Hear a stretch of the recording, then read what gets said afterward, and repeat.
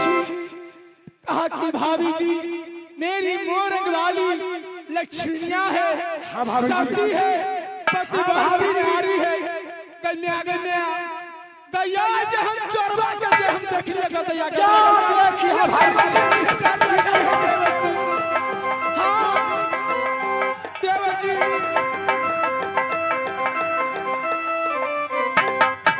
मेरे बहादुर देवर जी आप तो मेरी बात बताइएगा नहीं।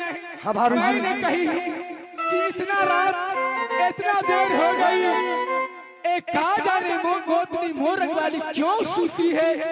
मैं जाकर उसको मैंने जगाने गई, अच्छा कन्या कन्या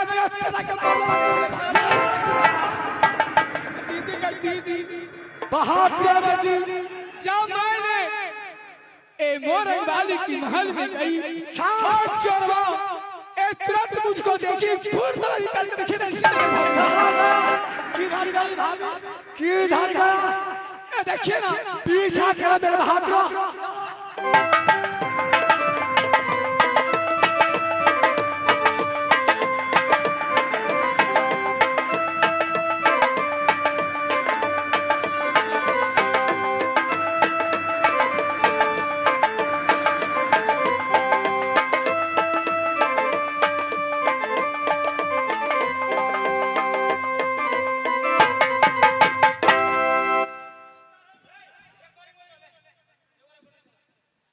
भाभी जी बोलिए ना देवर जी। आपने चोर की हाथ लगाई, हाँ देवर जी। मैं चोर को पीछा करते करते मोरंगवाली की भल तक गया।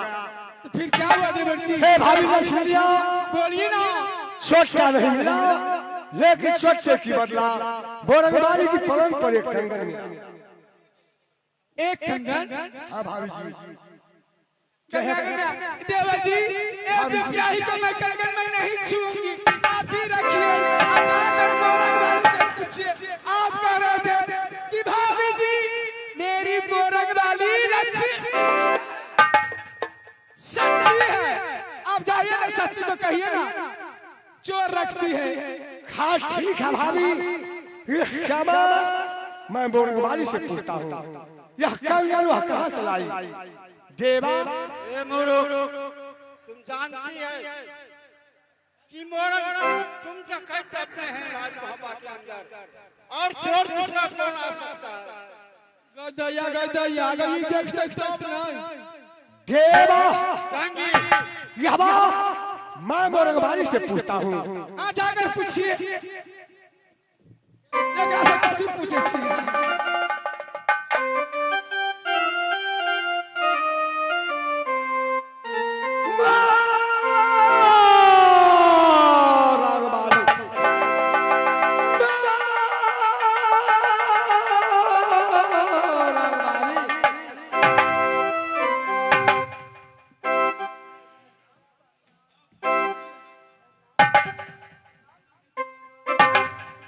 खुश रहो मोरंगवाली, मैं एक बात तुझसे पूछना चाहता हूँ, यह कंगन के बारे में तू स्वामी जी मोरंगवाली क्या एक आप मेरे लिए लाए हैं? क्या कही? एक कंगन मेरे लिए लेकर आए हैं, तो एक ही कंगन है, इसको चोरा दिला दीजिए। मैं तेरे लिए लाया हूँ मोरंगवाली। हाँ स्वामीनाथ, यह कंगन तेरी पलंग के पास था।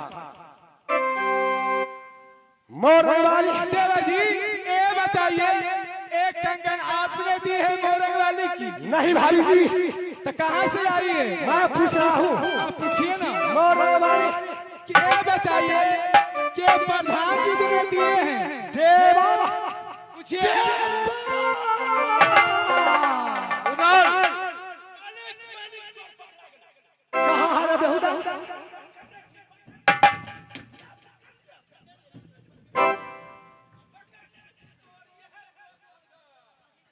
चुप रहो बेहुदा।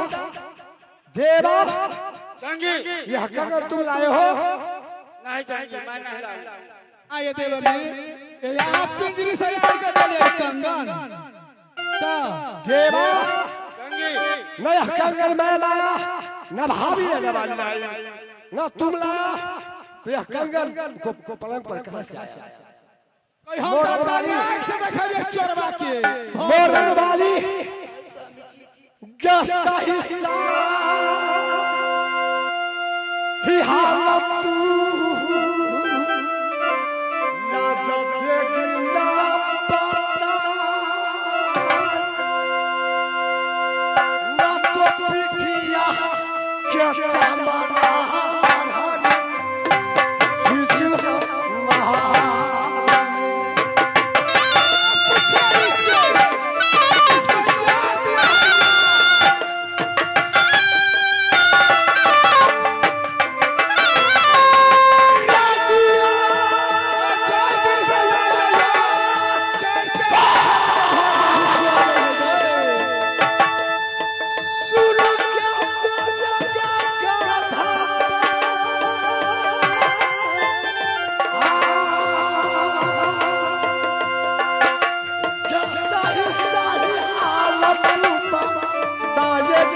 Bye.